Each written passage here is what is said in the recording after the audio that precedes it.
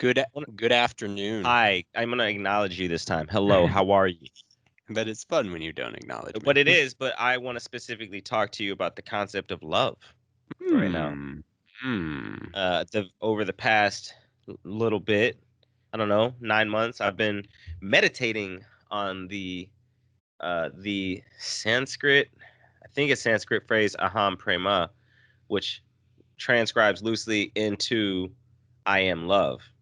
And I've been using it as a mantra and chanting it, and it's really trying to transform my relationship with myself, like loving myself. And it was weird to me thinking about the idea of loving myself. I'm like, of course I love myself, which was not necessarily true, but I just wanted to share that, man. I just want to acknowledge you. Love you, bro.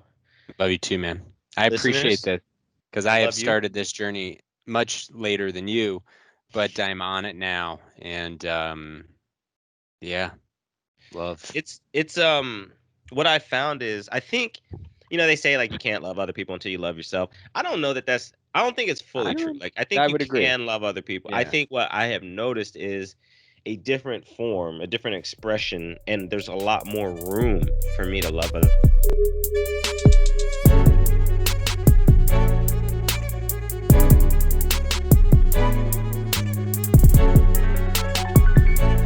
Welcome back to the More in Common podcast. I am your co-host Keith with Rodney and our guest today, Pat DeNichola. Now, Pat's mission is to inspire others to challenge the old models of life, igniting our free thought, creativity, knowledge, and inner truth through the practice of holistic conscious living.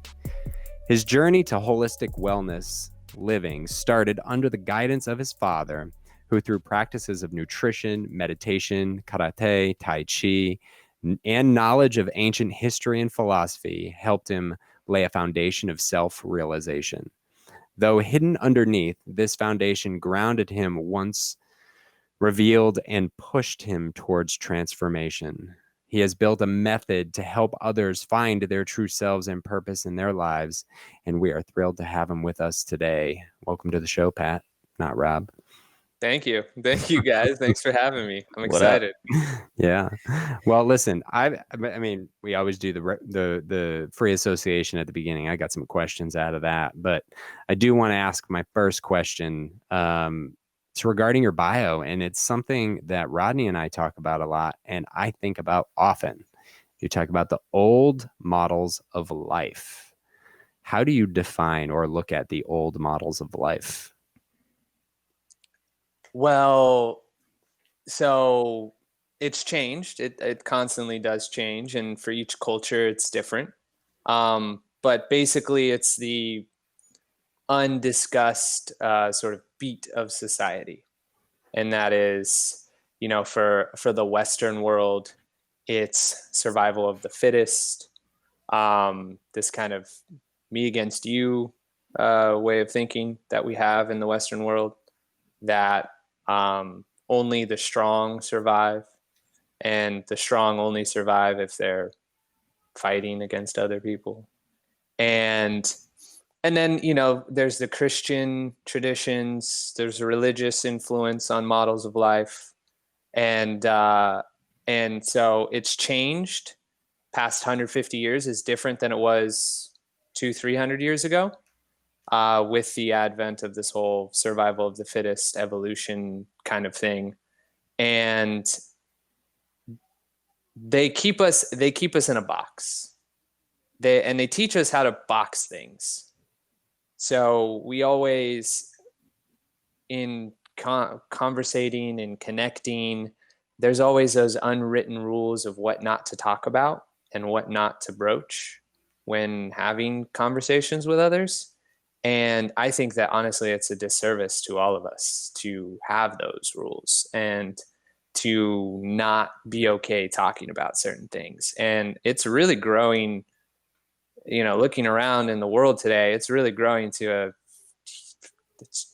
having a conversation with anyone now is really difficult. It really is, I think, more difficult now than it was maybe 10 or 20 years ago.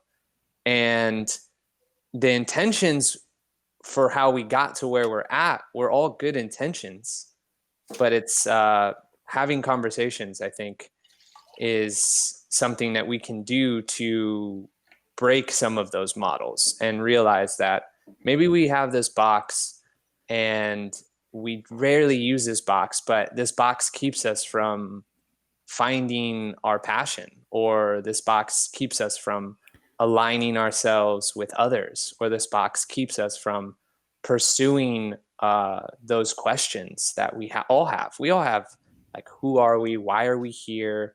Where do we come from? What is life for?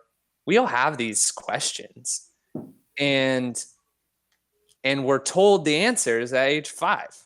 You hear, depending on your upbringing, you're told the answers. You're here because God put you here, or you're here because evolution, and why are we here? Well, scientists will tell you it's just random luck.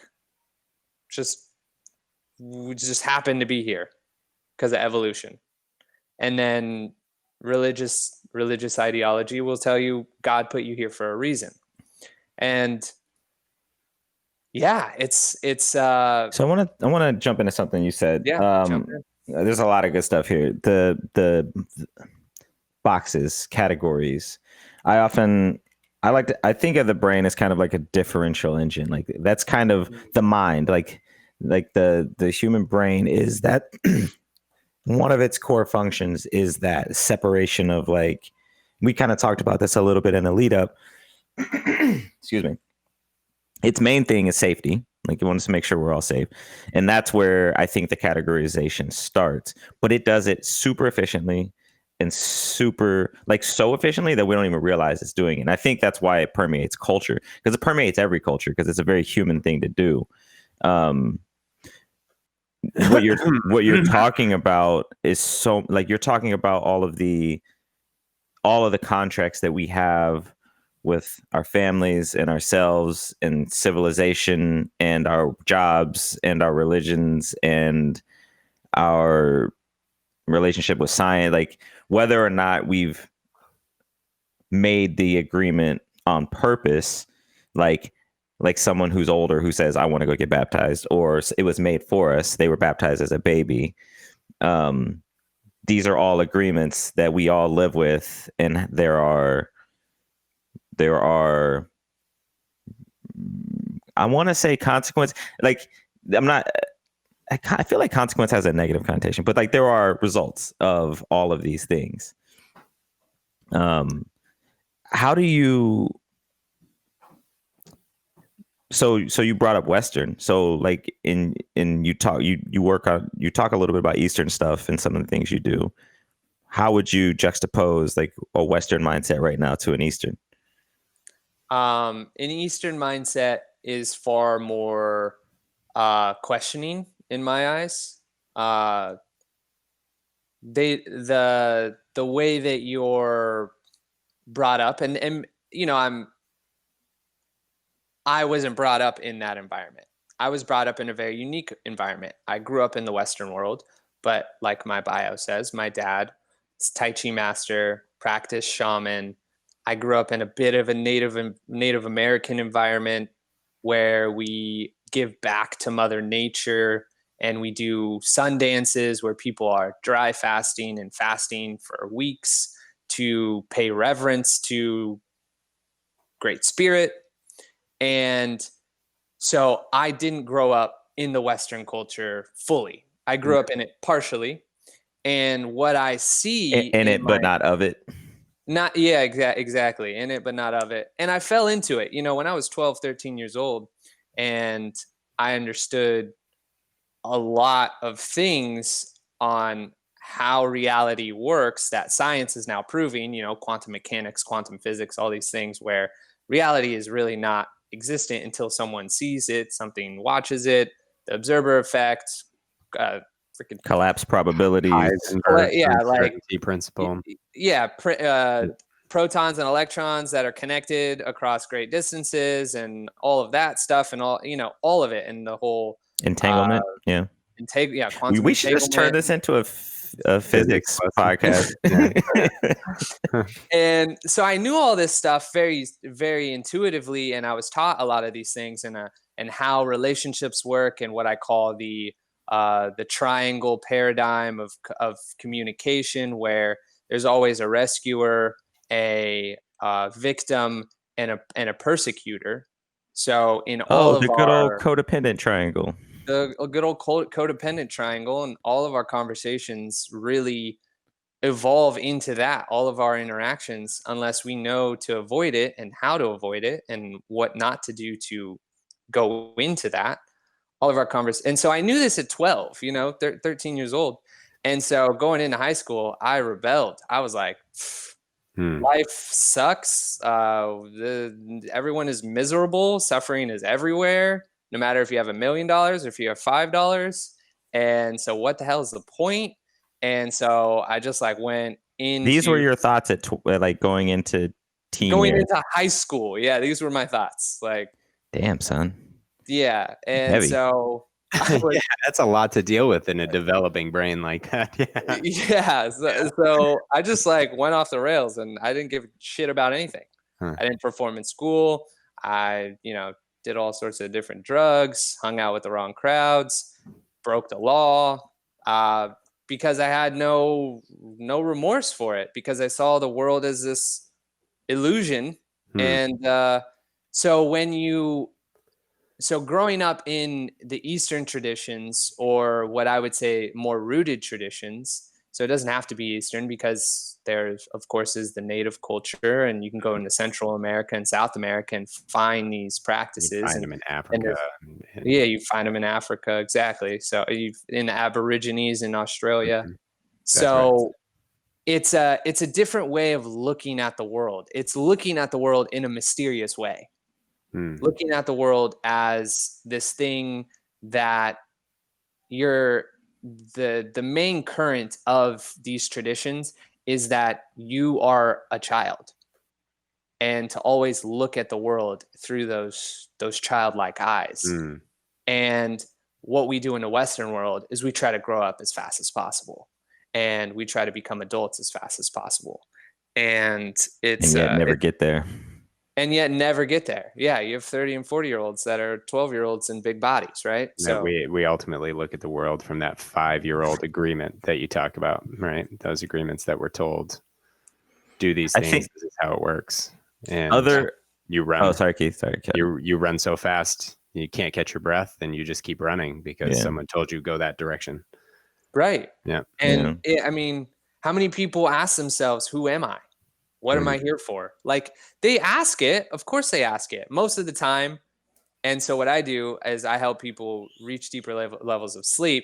And so most of the time, one of the biggest things that I help people do is when they're in that go mentality. So you're in school and you go to school, so you're a kid and you're in school for 7-8 hours, and you get done with school, and what do? You play video games, you play sports, you do homework, but you don't ever really ask yourself these questions, which is okay, you're a kid, so whatever. But then you grow and you take all of those same habits into adulthood. And so you never think to ask these questions. You never learn to journal your thoughts. With more responsibility, so you don't have the time, or you think you don't have the time, and then it just becomes a rat race. Yeah. It's just a rat race. And in the rat race, you're constantly doing things. And then when you're done doing things, you're looking to distract yourself, watch the game, hang out with the boys, go out with the girls, chase boys, and then if you're married, you have kids, you got kids to deal with. And so you don't have that time for yourself. And I would say that that's the thing that the Eastern traditions have a lot more built into their cultural structures, is just like that time for themselves. Hey, you talk about two things like that alone, that comment, where we observe very much these social circumstances where in Eastern traditions, they have, whether it's Muslim prayer sessions or whether it's yoga sessions in the park, or in Japan, these community-based, office sessions out in the square, that really are intended to, it's like woven into the fabric that says, take this time, breathe, I mean, that's what Move. prayer is at the end of the day. And we just say, eat lunch at your desk and, have 20 minutes of recess, but then we got to get back and go sit in front of a teacher. And we built this motion of industrialization into our system of development. And you talk about survival of the fittest. It's one of those fascinating psychologies of what we like to do is it's personifying something that doesn't have personification principles. Like the survival of the fittest is a genetic circumstance. It's DNA saying this works because two people bred and it worked and it survived. It's not you did more push-ups than me, so you have the ability to survive more than I do. You may live longer, but you may not. And that's really not what survival of the fittest is ultimately about, right? But it turned into it because I think another core of Western civilization is scarcity. And then I love this concept of rooted culture, rooted tradition, rooted practice. It's really about abundance. Like there is enough time. There are enough resources. Everybody here can eat. We can divide and conquer these tasks. Whereas in a scarcity, it's like I can divide and conquer and take you from yours so I can get more. And then survival of the fittest does become who is the strongest, who is the most cutthroat, who is the most willing to eat, because that person's going to take all. And that I think that comes down. That's real basic in much of Western culture, because as you put it, native cultures here in the West and in Central America. Many, not all, because there are some Eastern cultures and there are some Central American and South American that were definitely more feudalistic and conquering and doing some horrible things. But Definitely. the trend, the Aztecs 600 years ago were sacrificing people to the gods, right? Mm-hmm. And they were pretty brutal. Open in a pyramid, which. So it doesn't mean that they all had it right. Right. It's there can be misinformed ways to be that way as well, right? So how did you so you rebelled? How did you find your way? How did you find your way to it? Like there's this in your bio. It's like, oh, my dad, but it turns out that laid some foundations, but you stopped building that house and you decided to go live in a trailer and go across the country for a while. Yeah, when I was 20, I mean, I told people I was going to live till I was 50 tops. That was my mentality. Wow. Like you were just going hard. I was just going hard. I was just, and you didn't see the benefit of life. Basically, it was just like, I'm here, so let's have fun. Basically, that was my mentality. Was like, fuck all, excuse the language. I'm just going to do what gives me the payoff right now. It's a very short-sighted way of living. And I ultimately paid for it. And I'm glad, these shoes, 2 different shoes dropped to help bring me back. So I hit rock bottom. I was 22, 21.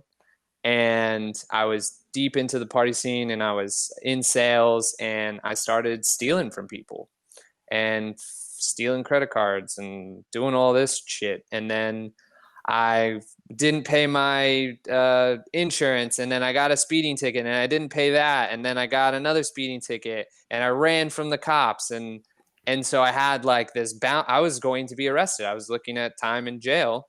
And I went to my dad and I said, hey, I need help. Can you bail me out? And he went with me to my hearing. And I'm a gifted speaker. I'm a gifted soothsayer. I mean, that's why I was able to pull off everything that I did in life. And so I was able to get out of it. I kind of blamed it on my mom and divorce. And I was untruthful, partly.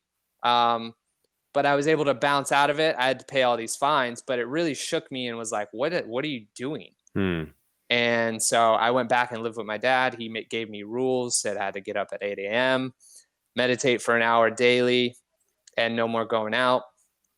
And so then I found fitness and started to Real really dive quick, into that. before you keep going, I'm on the going to your dad for help. Yep. Like, it probably, I'm gonna assume that it was a pretty helpless feeling as you're like, crap, like I'm gonna be arrested. You got a bounty on you, I'm guessing, or you had like a warrant? I had a warrant. Yeah. I had a warrant, bench warrant out for my arrest. And well, I mean, what did that feel like? Like what actually, because were you in communication with your dad throughout this time in the party scene? Like what was the relationship? And then what it was pretty the touch chip and go. that made you go, I gotta go ask for help? Yeah, it was pretty touch and go. And it was just like, I didn't have rent. I didn't have I couldn't afford the $10,000 of fines that I had allotted up, that's why they were going to arrest me.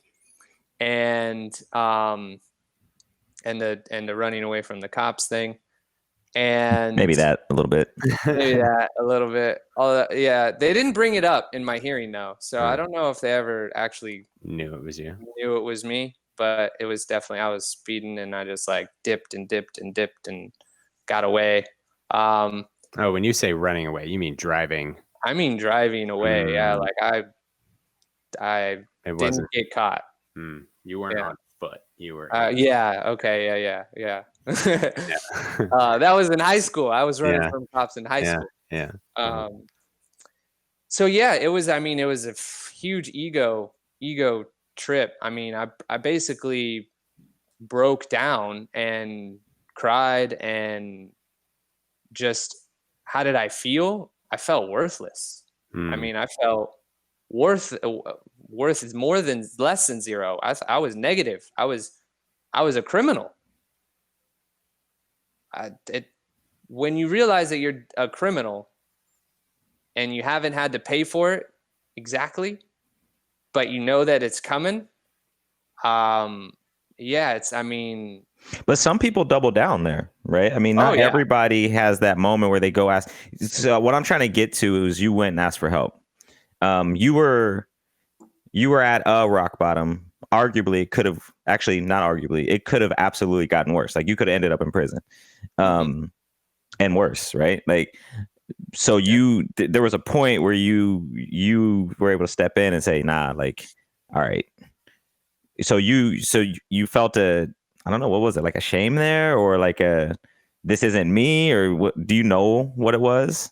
Yeah, it was.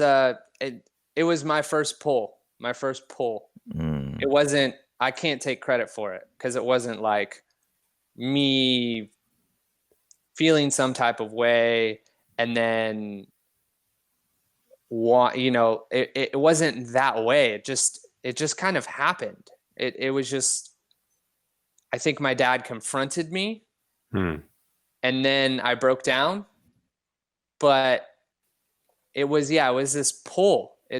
I knew I needed to solve these problems. And I knew that my decisions in life and my perception of life is what caused it.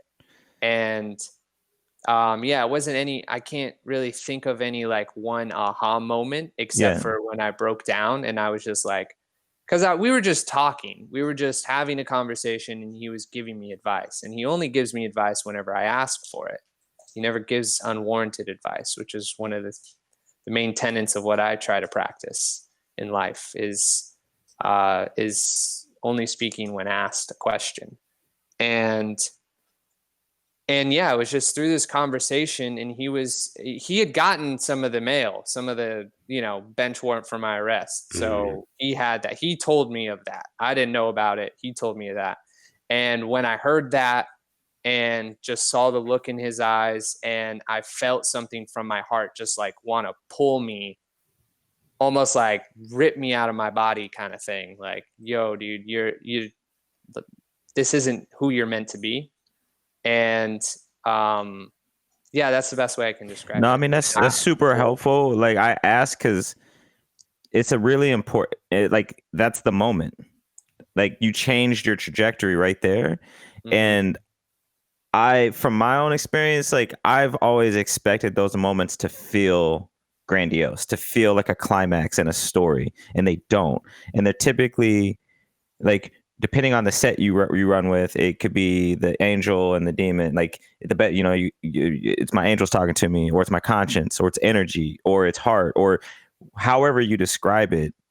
It's really quiet. And you can listen and you can go do the thing that you know deep down inside that you should do, or you can, like I said earlier, you could double down and go hard. And it's like Steven Spielberg says that your dreams don't smack you in the face and tell you, hey, I'm here. This is what you have to chase. They come at you from behind and they sneak up on you. And it's a matter of if you're paying attention. And that paying attention is, I think, to your question, Rodney, the hard thing for many people is letting go of the ego. Just succumbing to the moment, asking for help. Do you think the early stages of life, up until you decided that quantum physics made everything unmanageable and life was shit, up until that, do you think that laid the groundwork for being able to feel that moment?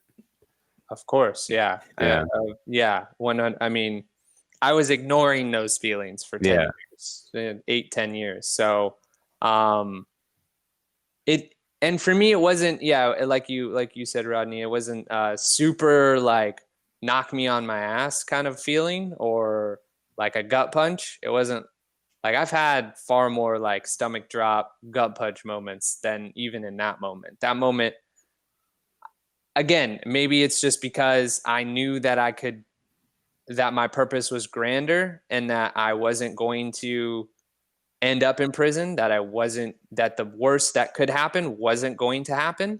I don't know where that faith came from, probably from my childhood and from my experiences as a child, and, you know, learning how to dream walk and meditate at 7 years old and things like that, to where I had a lot of experience with those feelings at a very young age. And so when it hit me in that moment, I kind of knew what the feeling represented. And I think that maybe that's why people can have that same experience and end up wanting to double down and just say ride or die, or whatever the mentality is, and ignore it, is because they've not felt it before or been made aware of what the feeling feels like. And so when they feel it, they're not sure what it's for. You kind of go back to that zero-sum mentality from an academic and education. And I think this is, you know, where Mr. Rogers was light years and continues to be light years ahead of everybody from a childhood education standpoint, is, you know, we don't spend time. And a lot of it is a cycle. Our parents don't know a lot about their emotions. So how do they teach their kids how to understand their emotions? And so then those kids grow up thinking that emotions are either bad or they don't understand them, and just working through that cycle to say, hey, like, this is being human. Like, this is, you want to talk about existence on Earth. Your existence on Earth isn't for the social structures that have been imparted upon you. Your existence on Earth is like, you're here. Like, what are you going to do with that? Because those tools and all of those things that your body does and tells you, I haven't known how to listen to. I mean, we were talking about it just before this call. Like, this is something that there are certain things, like the connection between mind and body, to understand what it is that's right for you, not doing what's right because that's what everybody else says is the right thing to do. Rodney preaches about that all the time. Well, you know, like we're seeing it right now, riots, right? We're seeing a lot of riots in the country, and it's in the US, but rioting is not new in the world in any way, shape, or form. And I think MLK hits it from a psychological standpoint. It's like, it's the language of the unheard. Like, if you're not going to hear me and I don't have any safety, it's gonna go somewhere. And it happens in one-on-one relationships, and it's like, it happens with every emotion. Like, just they out themselves if we don't take care of them. So that's, emotional intelligence is huge. Well, and it goes even further. It goes one step further, where you know, you have people who are rioting and protesting and looting. The protest is different than the rioting, right? Thank you. But the rioting and the looting and the stealing, and you look at them and you're like, oh, those are bad people. Why are they doing that? Like, what is wrong with them? They're destroying things. Well, the reason that that's their reaction is because that's all they've ever received in life too. Mhm. So you can only reflect what you've received. So if you've received hate and violence and illegal, like if people have done illegal things to you, then you're going to be more susceptible to doing illegal things. And if people have been harmful and hateful and spiteful to you, then that's what your natural response is going to be. And so we can't necessarily identify the rioters and the people that are looting and say that they're bad people and that they need to be punished, because clearly what we're doing as a society is not fostering the right emotion, like what you said, the right emotional intelligence, the right feelings, the right security, safety, all of those things. You're not going to go riot and loot people if you feel safe. Right. Well, and it's like I was actually talking to a friend about this.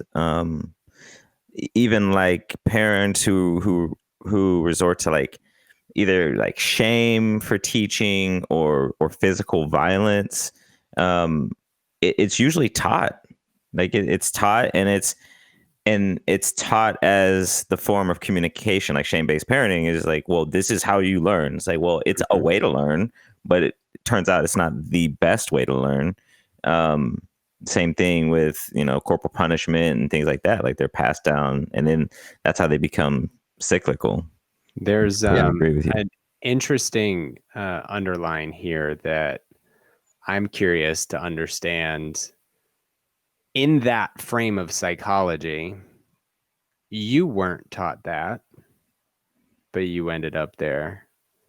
So how, like, aside from the realization of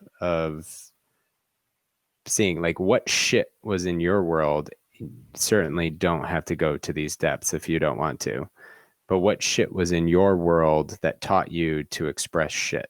He knew too much. He was like, that tree is only there because I see it. Yeah. It was the reflection that I had seen was just too overloading. And so I decided to latch on the material and latch on the shit that didn't matter. And, you know, I knew a lot about health and eating healthy, but I decided to eat McDonald's and fast food every day when I got my license. You know, I just started eating shit. And so I think that when you start putting shit into your body, then you start feeling shittier as a person. Yeah. And then your thoughts start to become more shitty. And then you start to see other people as more shitty. And so I think that that's really like sort of my vehicle for committing crime, was that it wasn't necessarily I was treated badly. I treated myself badly. And so I was the person who taught myself those things. It wasn't necessarily my environment or the people I was hanging around with. In high school, I played basketball, so I was hanging out with the basketball players. We weren't like committing crimes or anything like that. We were smoking pot, but that was it. I mean, technically that's a crime, but it's also an herb. So I'm sure you can see my perceptions on that. Well, I was gonna use that example of the evaluation of good and bad, and you talk about social constructs being the dictator of how we perceive the world. Legality versus morality is like an underlying example. You know, sure, pot has been illegal for a long time, but so is alcohol. It was illegal for a while, and then it becomes legal. It doesn't make it right. Doesn't make it wrong. It just becomes a social construct that ultimately defines the morality behind it versus the other way around. And that morality is a lot of what you talk about, that knowledge, that understanding, that root of really like what you're taught, what you learn to understand about yourself and feel for yourself and how you treat yourself. And, you know, pot could be good for you, but might not be good for somebody else. Does it make it the person that it's good for bad just because it's illegal, and creates this vicious loop of how we perceive other people? Well, yeah, and because of these social constructs, you know, now you have someone who's doing an illegal action, right? So they claimed for years that pot was a gateway drug.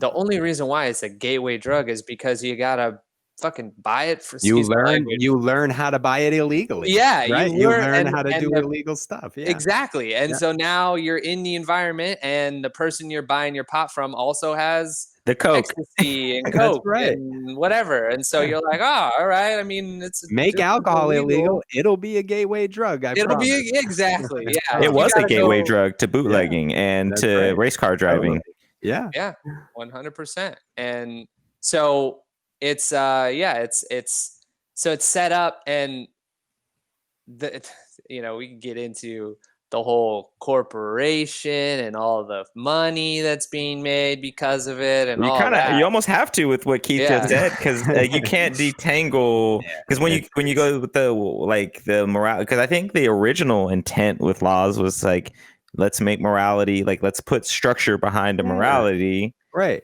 which is Like, a good don't hurt other people. idea. Like, don't And kill other people. Like, don't kill. Don't steal Don't from them. steal. 10 commandments, right? Like that's yeah. morality into Right. law. And Right. then when you insert any form of money, capitalism, communism, All of a sudden, all that feudalism, morality socialism, becomes subject to who's receiving or but I'm who's getting doing. paid, so And it's like, well, that's free labor, so we're gonna legalize that free labor. And I mean, and now it's moral, right? Like, it's a morally justified act because of the legal system that it was put in place. And then it gets really, really messy real fast. And I will preface all of everything that we're talking about is that I think that for the most part, again, that America does a decent job of balancing all of this shit. I mean, a decent job. There's a lot still wrong. Yeah. Our education system is just, it's terrible. It's 100 years old at the very least. At the least, Why is our education system as old as, like, we don't even, what do we have left over from 100 years ago? What else? I've actually heard a suggestion that technology is 80 to 100 years behind because of public utilities. So 100%. Because we're stuck in coal, we're stuck in electricity, we're stuck in I mean, they work, and they mainly work for the people that own them, but they work, right? I got my lights on. I got my car drives, right? Yeah, my car goes. Yeah. But it's like, how many, like, we had electric cars 50 years ago. Yeah. Like we had, you know what I'm saying? Nikolai Tesla burnt more technology than we have right now. Like we had so much stuff, but the industrial complex was like, that's going to be hard for me to monetize. So let's squash that. Yeah. Yeah. I So mean, those are the main things I can think of that are 100 years old. Yeah. I mean, our medical establishment is 100 years old.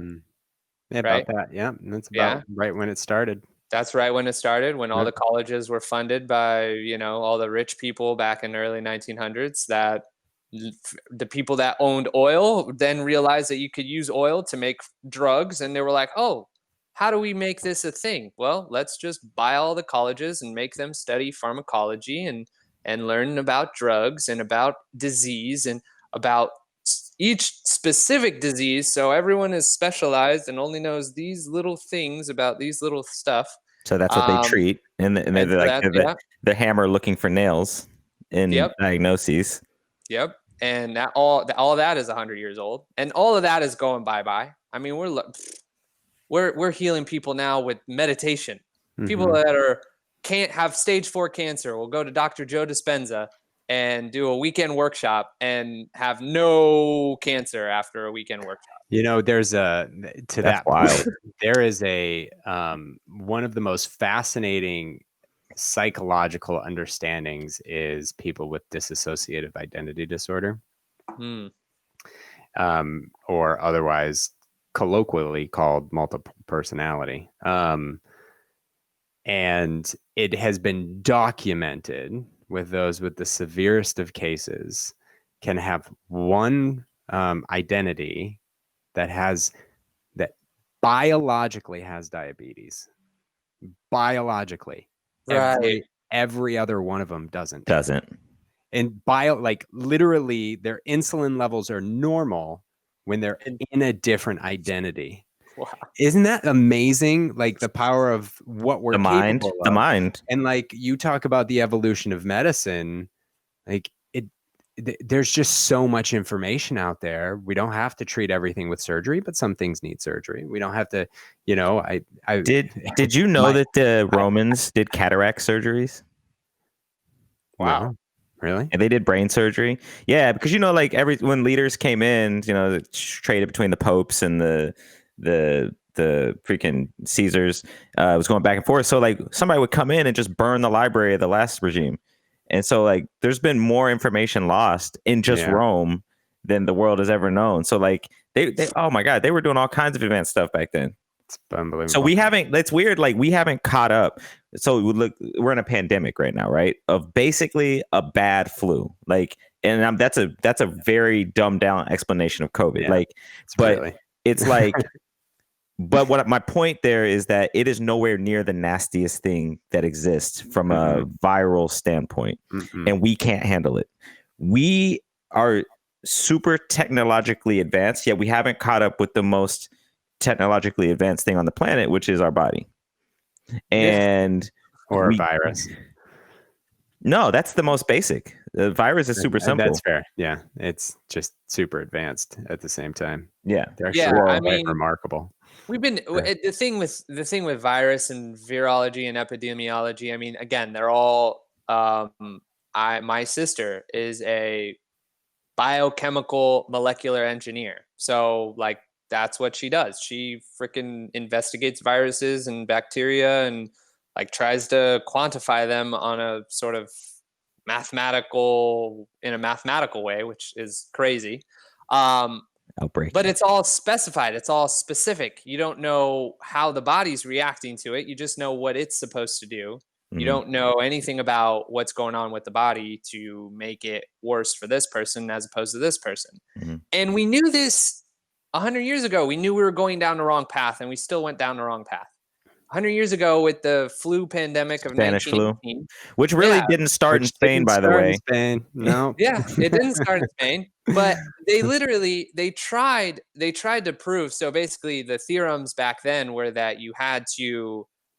the way that you had to prove that a virus or a bacteria is the cause for the illness is that you have to be able to isolate it and transmit it to someone else, and then that person has to get sick.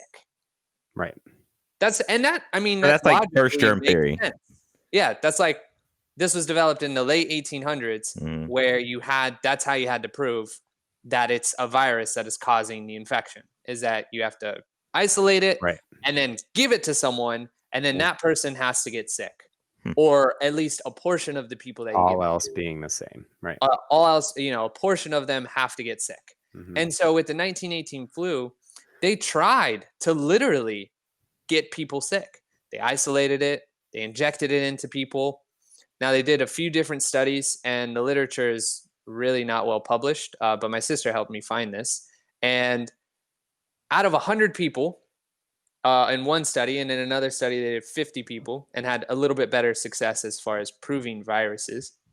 But out of 100 people, they injected it to all 100 people. None of them got sick. Zero people got sick from the isolated virus. So they're like, okay, well, this is a weird virus. Maybe it transmits a different way. So then they decided, okay, let's take the mucus out of a sick person.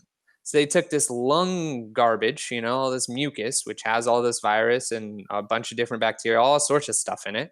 And then they injected it into 100 people. Zero got sick. What?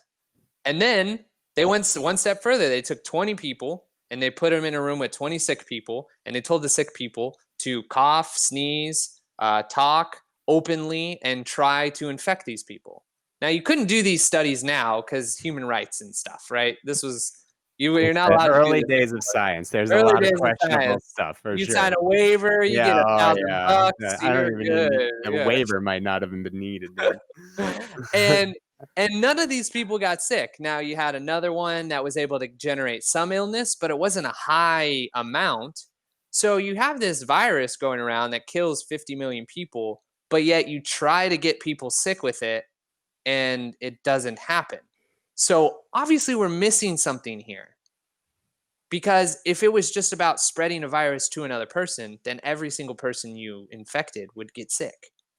Right. And that's what we think when we, like all these zombie apocalypse movies and all these like Contagion is they're wearing hazmat suits and all of this stuff. But if you look at how we've dealt with COVID, well, nobody's wearing hazmat suits. Nobody's isolated and put in a plexiglass thing because they have some, oh, this is Ebola and it's going to kill everyone kind of thing. You have people that are testing negative for COVID, in the early stages, and they're being put on the same floor as COVID patients. So it's really strange what we're doing through all this. It just is really strange, and we're just And how little to your point, how little we've learned. Yeah. How many years we still can't we still don't understand how viruses work. We still don't. Just like that. Some people get it, some people don't. The range of symptoms all the way to kidney failure, like major issues, lung issues, to just it's a bad cold. Like it completely varies. People getting sick again and again. They can't kick it. It's multiple positive tests. Like that's not supposed to be possible, really. It kind of, I mean, and I want to kind of go back, take this all the way back to the first question, but it just speaks to the zero-sum natural inclination to say there has to be cause and effect. And if there's cause and effect, we can only process so much information in any given day. And now we need to move faster, get answers. And it just takes time. And I think maybe real quick, the supposition under that is probably the one. It's not that there's cause and effect, because that's a reasonable conclusion. There is. It's that we can understand everything. Yeah. Which we always try to. Which brings me to the point of the first question is, for you, how does all of this play as you help people break down those old ways of thinking? So it plays in that the first thing I do whenever I work with anyone, X, Y, and Z reason, I specialize in sleep, but if someone has something else that they're struggling with and they see me as an expert that can help them, I will help them best I can, or outsource it if I need to. And I always go down to those first few questions. Who are you? Why are you here? What are your values? What are you trying to achieve? What are your strengths? What are your weaknesses? What does it look like when you're done? If you were to die tomorrow, what are the people that are most important in your life saying about you? Have you ever thought of that? Have you ever thought how much people care for you, how much you mean to them, how much of an impact you make to them? Those are serious, deep questions. And the reason why is because sleep to me is at the forefront of every issue. We have chronic illness. You want to talk about something that we're not knowledgeable on, or just getting, just starting to really learn about. Yeah. It's at the forefront of every illness. You look at cancer, diabetes, heart disease, rheumatoid arthritis, dementia, Parkinson's, all of them, they start with you not being able to sleep. Any chronic disease, any chronic illness starts with shitty sleep. If you're sleeping 7 to 8 hours and you wake up and you don't need a cup of coffee right when you wake up and you have decent energy throughout the day, then you know that it's a very small percentage of people that exist in that way. Very small. And the reason why is obviously our children. No, I'm just kidding. Children, 100%. Definitely. That's my reason. 100%, Yeah. man. Oh, I get that. Take naps when they take naps. That's all I gotta say. Yeah. I wish. When they get down, you snooze. Take the Kobe Bryant approach and sleep for 2 or 3 hours at a time. Yeah. And so what I found is the problem is that the rooted problem is that people don't do these things, right? They don't know why they're here. They don't have goals. They don't know what it looks like at the end. They don't know their strengths or their weaknesses. So they don't know how to slide into the curve or avoid the curve, whatever the analogy is that you want. And because if you're not self-identifying these faults, these weaknesses, how come this person can push your button? Why don't you ask yourself that question? Why are you so angry about X, Y, and Z?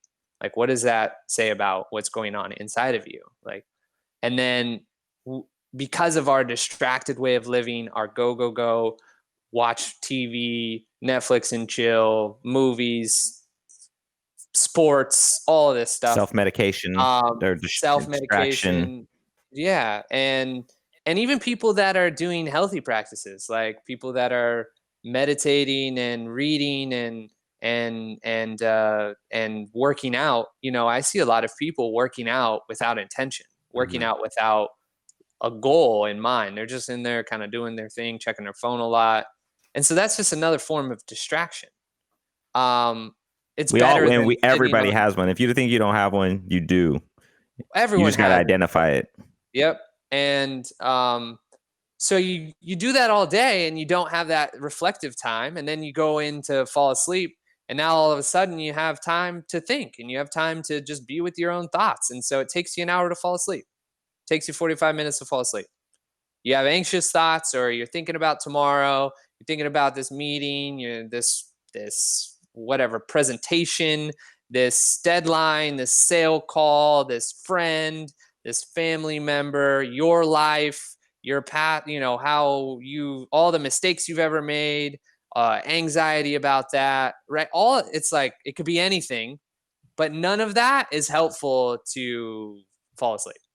None of that. None of that is helpful. No matter if it's insightful or creative. Some people get creative at night and then they have ideas about their business, or they're actual creatives. Maybe they paint, or maybe they do this. And now it starts to jeopardize their livelihood. It starts to jeopardize their performance in life. And so that's the first thing that I focus on with people is building in structures so that you can do all that stuff on purpose. It doesn't have to have a goal. It's just get it out of your head. Get those anxious thoughts. Any regrets that you have, write them down. Write down all your regrets. Do it daily. Do it once. Do it once and watch how it changes. And find time in the day to do it. So at night you're not exactly doing it before bed. How did you get into? I mean, sleep? I would say that's even helped me though. Like in the past, I don't have to do it anymore. But like, actually, no. Sometimes I do. I tend to write down what I'm going to do tomorrow, like sometime during the day. Like, oh, I didn't get these things done, so instead of worrying about it, I'll write them down. But sometimes I don't get to it until right before bed. But making sure I do it, even then, gets it off my head. Yeah. So I'm out. Yeah, and I mean, the average person takes 45 minutes to fall asleep. Really? Yeah. My sleep latency is not that high. That is high. Yeah, it's high. That's really high. I've reached a point where according to my Fitbit anyway, close my eyes and I might be in a deep sleep within 5 minutes. Yeah, that's the goal is 5 minutes. And that's because you intentionally move your body, you drink enough water, you do all these other things. And so that helps you get into that space. But then you also don't have all this mental activity. You don't have all this energy in your brain going blah, blah, blah, blah. There's this weird I'm curious to understand how you got into it, but like I've gone on this weird journey with sleep. When I was in college, I inherently knew, maybe it was from studying, I don't know where I got the information or if it was an intuition, that I could not pull an all-nighter. Just never could. Never wanted to. In that same camp. I never did a study all-nighter. studied for about an hour and a half, I would take a nap because I knew that if I slept on it, I would remember it more than if I studied all night, got a half hour of sleep, and then tried to go get the test. What I knew?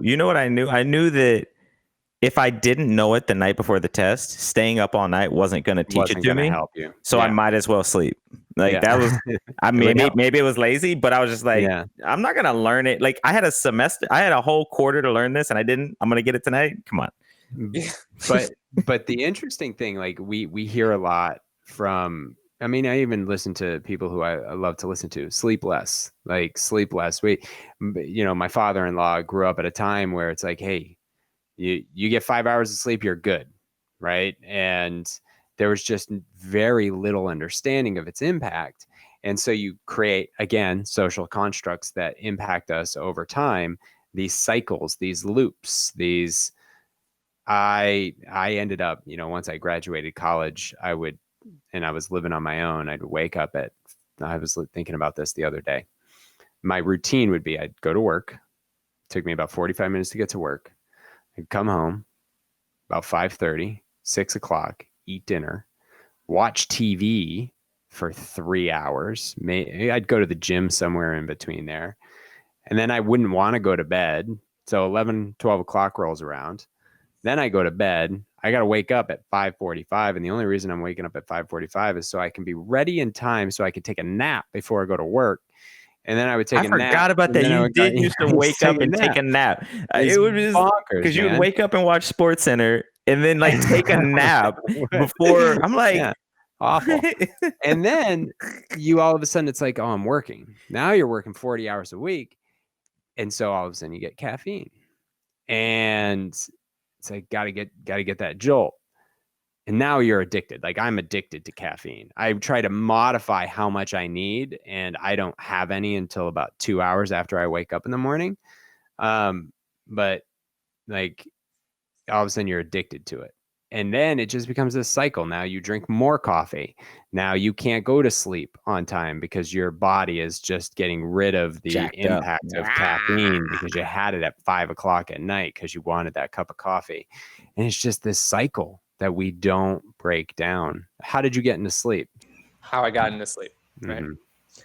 Mm-hmm. I got into sleep because I had another shoe drop. So the first shoe drop was the legal side and crime and stealing and all that.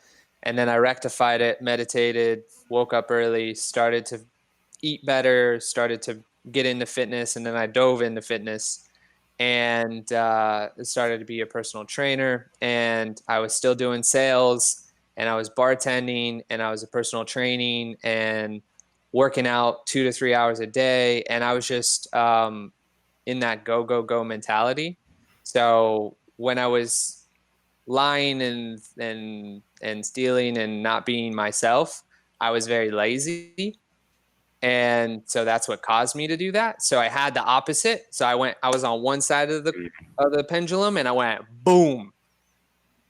And that was useful and helpful, but then I got really sick. So I pushed myself too far and I developed Epstein Bar Virus. It attacked my adrenals. So I had severe adrenal fatigue and it attacked my lymphatic system. I thought I had cancer. Doctors really they wanted to biopsy my lymphs. And I was like, why? Like I reduce inflammation myself. Why? And they saw this virus that I had and they were like, well, that doesn't cause adrenal fatigue and lymphatic inflammation. So it has to be something else that's going on with you. And we don't know what it is. So we have to remove part of you in order to find out. And I was like, that's just backwards science to me. That doesn't make any sense. Like let's have a few guesses before we just start poking and prodding and let's try something before we cut my arm off. You know, you have a prognosis. I have a virus that I didn't know I had. Yeah. And some of my symptoms line up with it, like sore throat and things like that. So why don't we try and like deal with that? Yeah. And if through dealing with that, these things start to clear up, isn't that, helpful?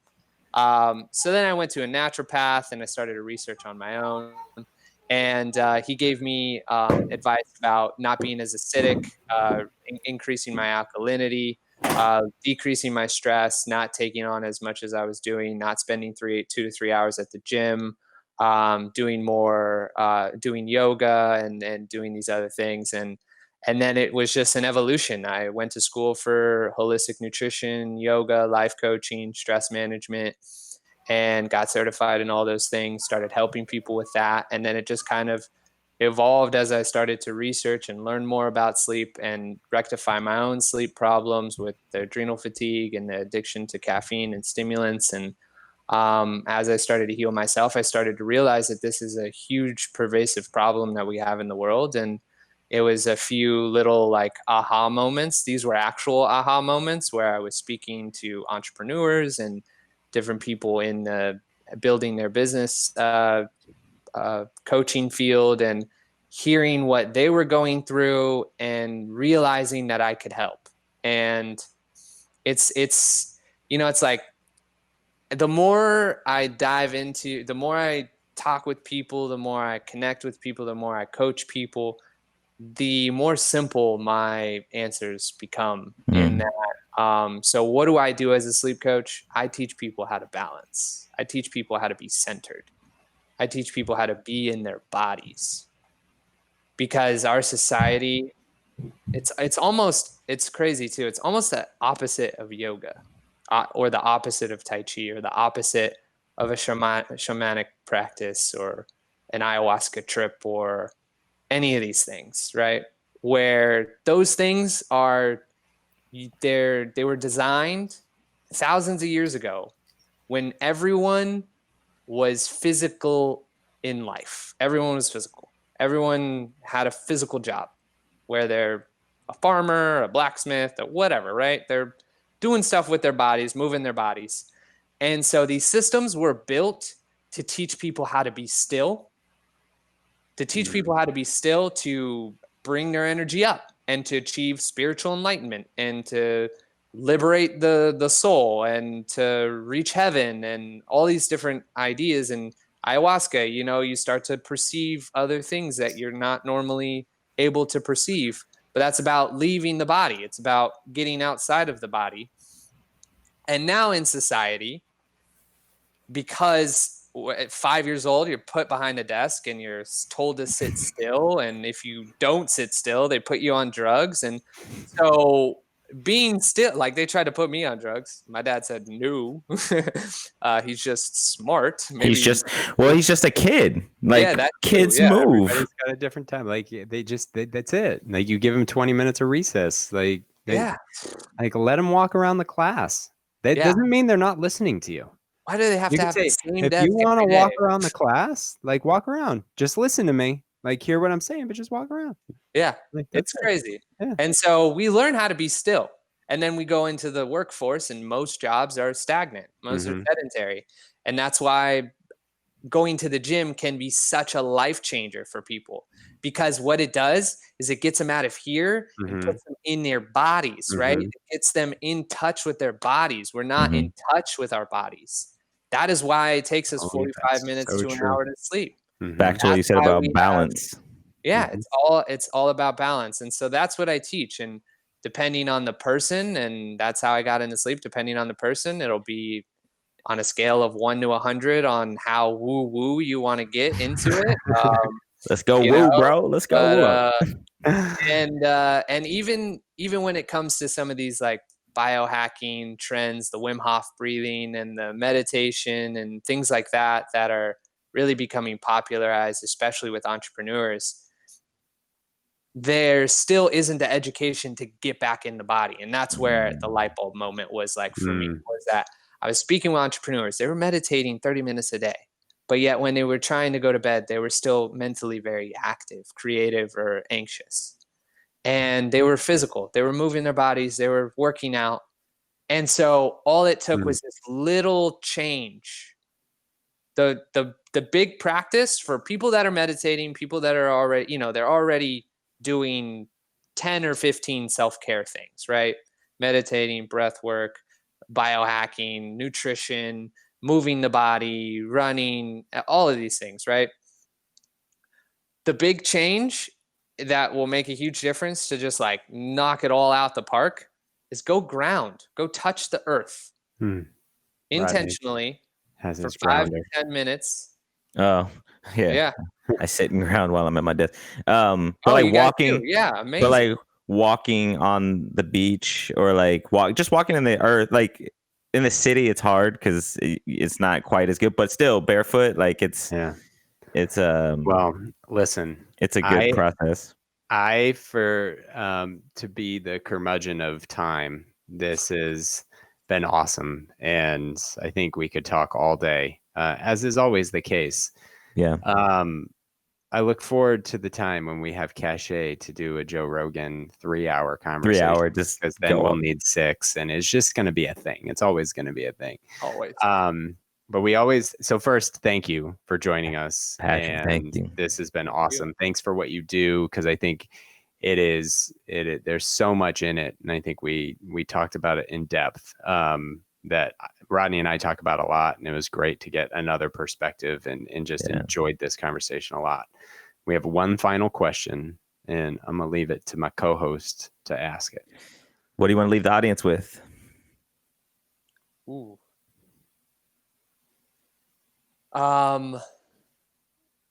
Yeah, it's if you are, so who are you?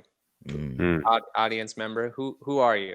Not what do you do, not your job, not your profession, not any of those answers. Although those can help make the answers, but who are you? Like, are you a compassionate person? Do you care about others? Do you want to help others? That's the question. If you already have an answer to that question, then I invite you to connect more with yourself. So just daily give yourself 5 to 10 minutes just to connect with yourself, center yourself in some way, shape, or form. It's gonna pay off huge. The reason I found that a lot of people don't have, and maybe you guys can speak to this as well, don't have all the things that they know they should or want, is because they have great ideas, they have great ambition, they have a great focus, and they know what it looks like at the end, but they're still not grounded, and they're not able to physically bring it into existence. And if you look at the most successful people in the world, not all, but a lot of them, very centered, very grounded, and it's just natural for them. And that's why a millionaire can make 50 million in a heartbeat and then lose it and then get it back. And then lose it and get it back, right? Like David Meltzer is an amazing human. This dude was a 100 millionaire, lost it all, bankrupt, had to declare bankruptcy, got it all back. Got it all back because he became grounded. He got it, he wasn't grounded when he had it, lost it, came back grounded. Now he has it, it's not going anywhere.